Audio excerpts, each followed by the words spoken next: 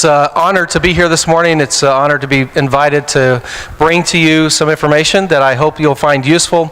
Also to make the connection between how information technology can support the physicians and those that are providing care to patients. So we're delighted this morning to have a couple of other gentlemen here with us to present some information. So if you don't mind, I'd like to go ahead and invite them to the stage as well.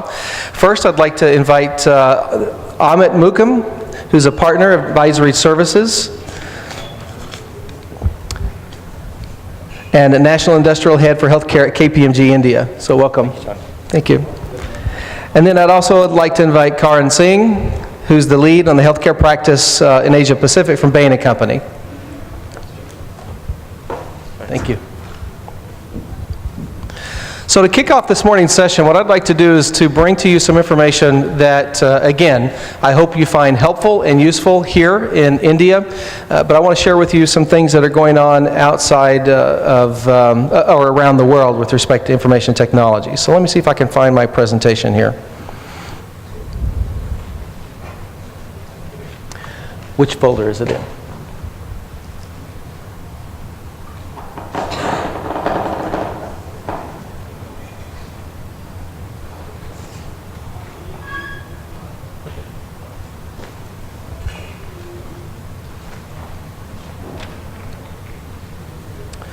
So this particular session is going to be about analytics and the future of healthcare ICT. So what I want to do is sort of set the stage for you. The first thing I want to talk about, though, is HIMMS, the company that I represent. HIMMS is a global cause-based organization, and our focus, as you can see by the slide, our mission is to bring about better healthcare through the use of information technology. And one of the ways that we do that is through our HIMMS Analytics mission. We have a wholly owned subsidiary of HIMMS called HIMMS Analytics, and our mission is to, as you can see up on the screen, to provide the highest quality data and analytical expertise to support improved decision making for healthcare providers, health IT companies, as well as consulting firms. And one of the ways that we do that is through a capability maturity model that we developed back around 2004. And this maturity model is called the EMR Adoption Model. This adoption model basically serves as a roadmap for hospitals and healthcare organizations to follow to adopt information technology. There's 8 stages to the model, and at stage 0, it's basically the point where hospitals have little to no information technology that they're using to provide care to the organization. So in essence, they're virtually a paper-based organization. Everything they do is on paper. As they progress through the maturity, as they progress through adopting information technology, ultimately we expect that they'll achieve the highest level, which is stage 7 of the model.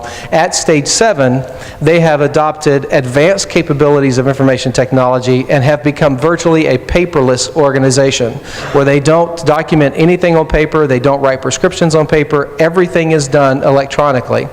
So that is the EMR adoption model. This particular version here is for acute care hospitals. We also have a version for primary care or ambulatory clinics. I could spend some time going into the details of the model, but we don't have much time to do that this morning. But I wanted to let you know that there is a roadmap, there is a maturity model that can help you figure out which types of technologies and capabilities to help you get to the point where you have advanced capabilities that provide support to your caregivers. So why are we doing this? Well, first of all, through this model, we're able to collect data on hospitals throughout the world and ambulatory practices. In the United States, we collect this information on an annual basis. So every year, every hospital in the United States gives us information about the technology that they're using in the organization. And then we collect that into a database. We do the same outside of the United States as well in Asia, Europe, the Middle East. We're beginning to do that more in Latin America, where we're collecting data from the hospitals and we're adding the data to the database. Now, I showed you the model just a minute ago. Once we have the data, we then have an algorithm that we run the data through, and as the result of that algorithm is a score, and the score tells us where on this maturity model the hospital or the ambulatory practice may sit. So for example, based on their data, they could get a score of 3, which tells us they're at stage 3.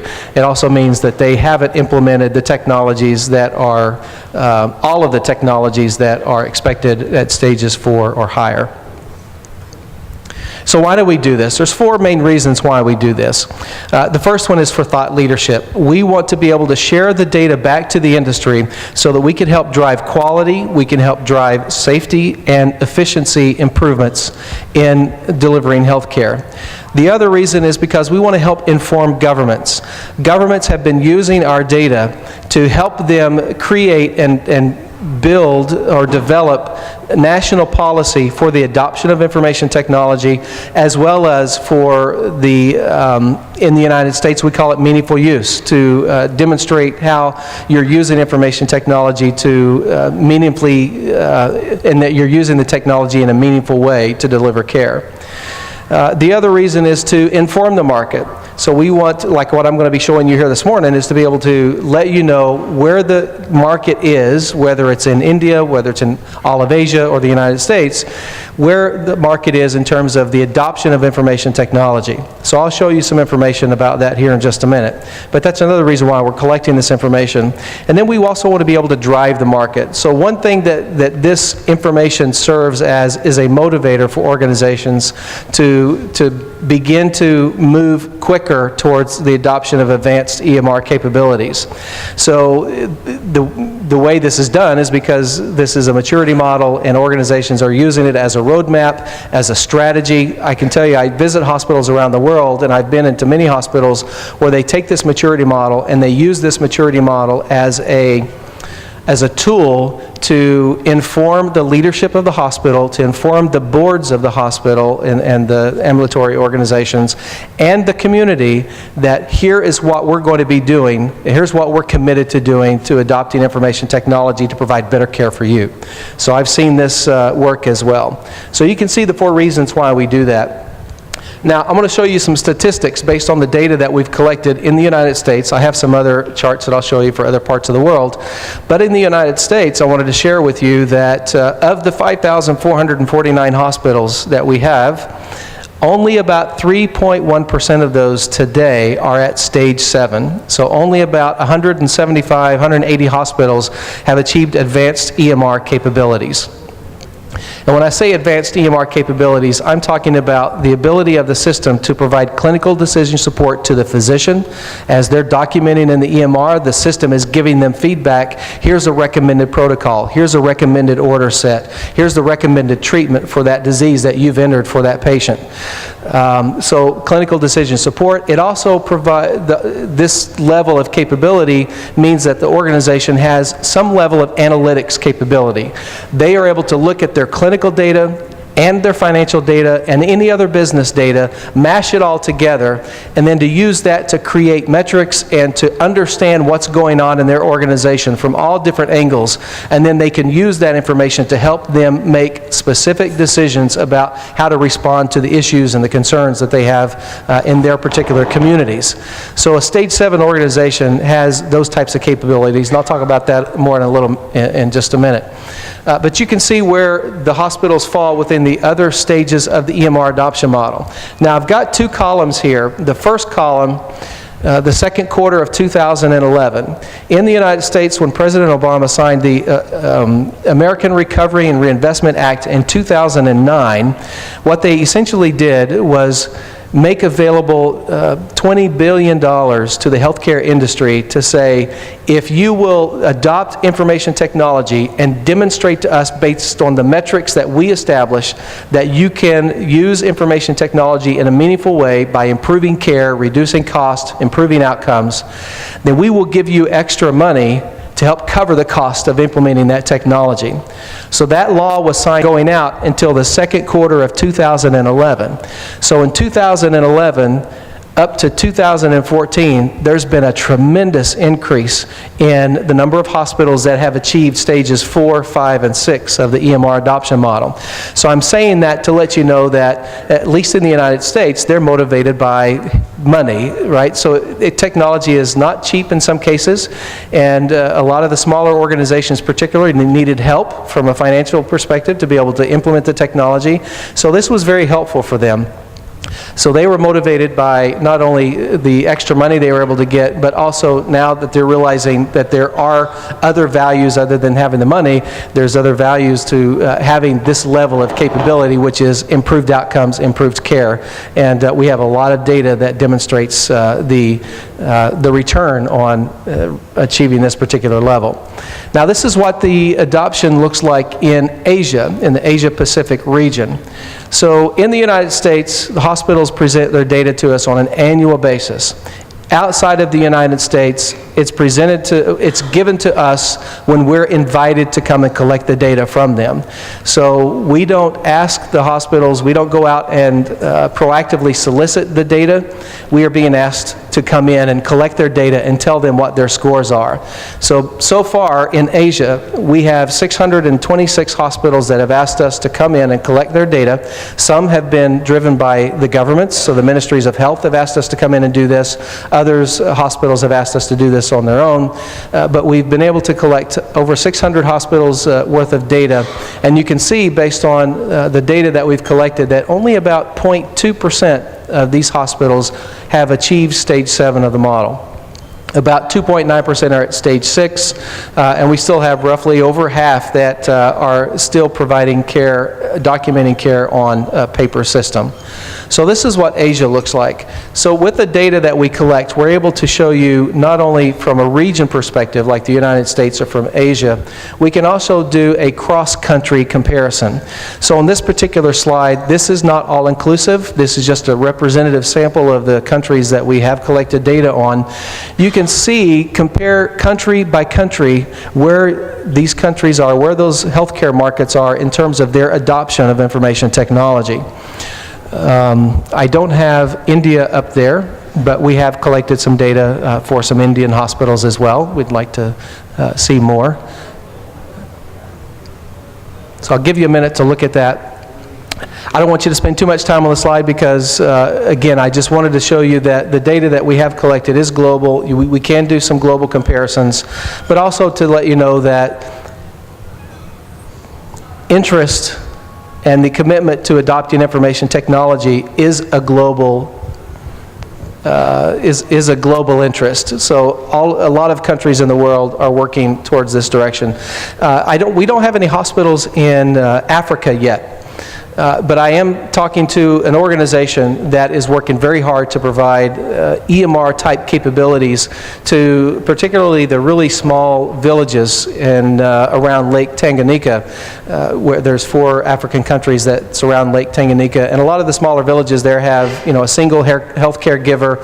They have no technology whatsoever, but the government is trying to collect data on their population so they can help provide better support for their population from a healthcare perspective. So this particular organization actually created a way to transmit electronically medical information on patients from the villages, some villages that don't even have roads that go to their town, be able to transmit that information back to the government so they can begin to collect data on diseases and what have you that is happening in Africa.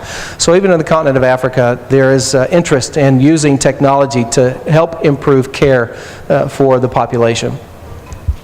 So from a stage 6 and stage 7 perspective, I want to let you know that before we validate a hospital at stage 6 or stage 7, it's not an automatic thing. We actually will visit the hospital and we want to see the technology that's being used and confirm that, yes, they do have computerized practitioner order entry. Yes, they do have physicians documenting in the EMR. Yes, they are able to have lab systems and pharmacy systems support the EMR. So we physically go there, and these are the places that have been validated by us as having the stage 6 and stage 7 level capabilities. So right now at stage 7, there's only 4 countries outside of the United States, 5 if you count the United States, that have stage 7 organizations, and we're around 15 countries that are now at stage 6. And you'll notice that India is included in the stage 6 category as well. So congratulations there.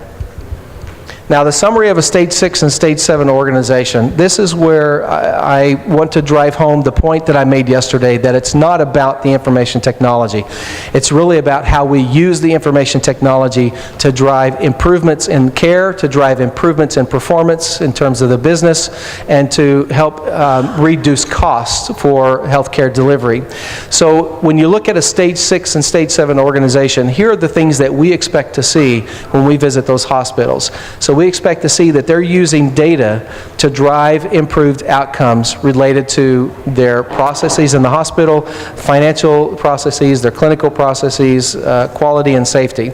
And we want to see metrics that they have been tracking in the hospital to prove that they have made these improvements. So it's not just you tell us and we say, okay, we want you to show us. So that's one of the characteristics of a stage 6 or stage 7 organization. As I mentioned earlier, they're virtually paperless. Nearly everything they do is electronically. It's not on paper. So everything that's clinically relevant that the physician needs to provide the best care possible to the patient is available right there in the EMR, so the physician doesn't have to log out of the EMR and go to a different system or pick up a paper record and look for information or try to find information out on the internet. Everything the physician needs in order to provide care to that patient is available to them in one place so that they can provide the best possible care. These organizations are also fully committed to continuous process improvement. So once you achieve stage 7, that's not the end, that's the beginning. So what you've basically done is established the foundation on which you're going to drive further future improvements in the organization. You've got the technology base in place, and now that you've got the technology base in place, we see this as the beginning to even greater improvements and better healthcare and better outcomes. They're fully committed to embracing their technology provider. So whoever your technology provider is, they're working side by side, hand in hand. They see the relationship as a partnership, working together to achieve these capabilities for the organization. So those are 4 characteristics that we look for in a stage 6 and stage 7 organization. Now, I talked about establishing the foundation with the technology, getting to stage 7 of the organization. Once you're at stage 7, once you have that capability, what's next? So that sort of gets to analytics of the future of ICT. So from an analytics perspective, what I'm sharing with you here is the strategy for one hospital that I thought was very well done, but it speaks volumes, I think, to the direction that we need to go from an analytics perspective. So what it talks about here is sort of the maturity of an organization as they learn to get access to the data that they've been collecting and turn that data into information and knowledge and into actionable activities from their analytics capabilities. So as organizations mature their analytics capabilities, they typically start at the very beginning with the question of what happened. So an organization that's very young in its analytics capabilities is really only focusing on looking at what happened in the past. So we've got all this data and we can tell you that over the last couple of years our costs have gone up or our costs have gone down, chronic disease metrics have improved or gotten worse, but they're only looking at a retrospective perspective. So the next level in terms of analytics maturity gets to answering the question, why did it happen? So you're seeing that your costs are going up. So let's look at the data to find out why our costs are going up. What does the data tell us that we can learn from it to understand why the costs are going up? So that's sort of the next level of analytics capabilities. The next one is, okay, so what's happening now? So I can look back at what happened before, and then I can try to understand why it happened, but I want to know what's happening today. What are our physicians doing today? What are our nurses doing today? Are our patients compliant with their diabetes treatment today? So being able to have a real-time view into what's going on in the organization, what's going on with your patients. That's the next level of maturity in terms of being able to use the data that you have. And then the next level is being predictive. How can I predict, knowing what has happened before, knowing what my population looks like today, what's it going to look like 10 years from now, based on what we know today? So thinking about what it's going to look like 10 years from now, 5 years from now, you can then begin to make decisions about changing that outcome. If it doesn't look like a good outcome, then knowing what has been happening and why it's happening, you can now begin to make decisions. You can begin to adjust processes. You can begin to change your activities in the organization to try to prevent or improve the predictions that you're able to make as a result of your analytics maturity.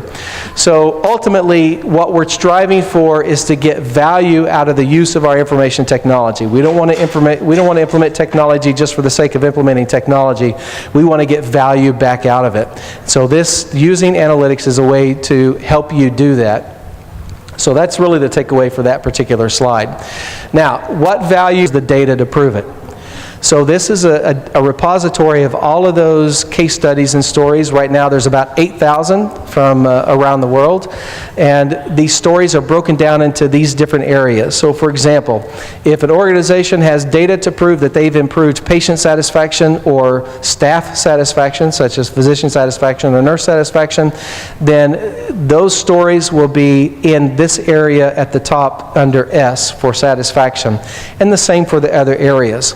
So this is an online resource. It's actually on the HIMMS website. It's free. It doesn't cost anything. You can go and research it all day long, but there are specific case studies out there. If you're looking to try to figure out, okay, I kind of like the idea of computerized physician order entry, having physicians enter their orders online through a computer system.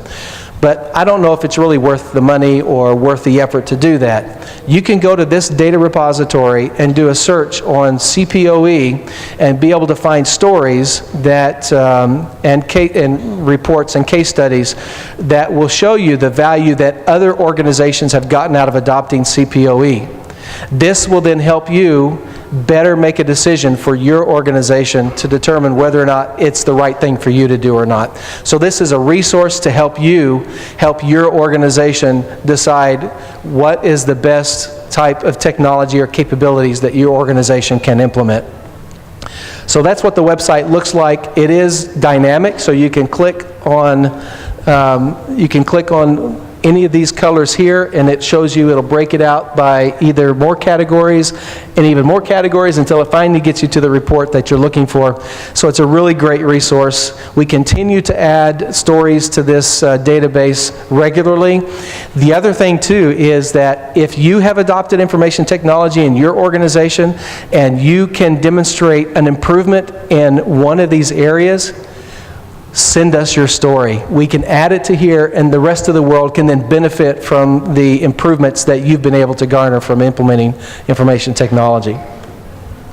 So that's the foundation that I wanted to set for our discussion this morning. Hopefully it's helpful for you. What I'd like to do now is